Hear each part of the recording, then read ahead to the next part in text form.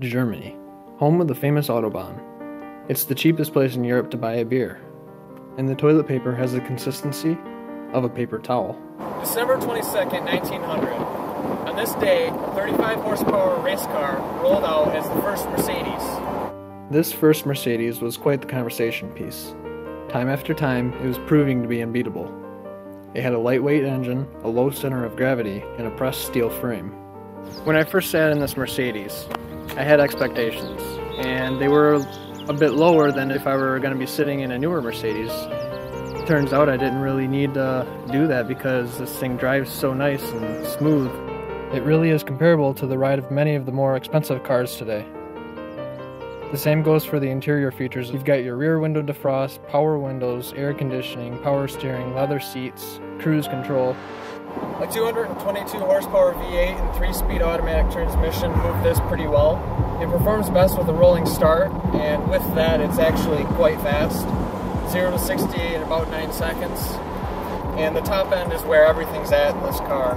When you're on the expressway and you step on it, you'll notice a great deal more power. The original $32,000 sticker price adjusted for inflation would be just shy of $100,000 today. And that's a lot of money. But was it worth it? Well, let me put it this way. 1979 was a time before Cabbage Patch Kid dolls, before Microsoft DOS, and cell phones were just coming around. So yeah, the soft top design is perfect.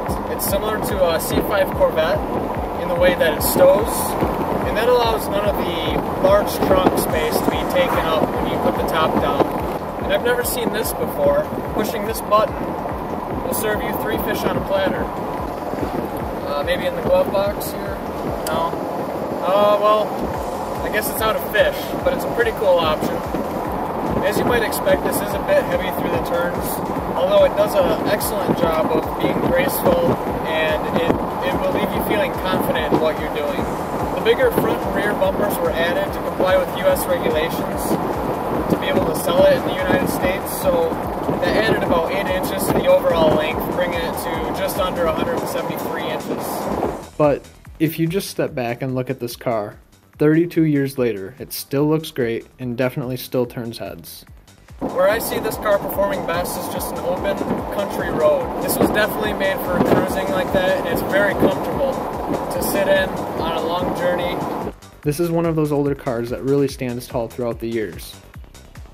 With the bulletproof engine, quality build, and great looks, I really do believe this is a car an owner should be proud of. It may not be the fastest car on the track, but you'll feel good no matter if you're racing around or just cruising with the top down. Don't forget to subscribe if you liked this review. That'll notify you when I post a new review. Just want to thank you for watching, and I'll see you next time.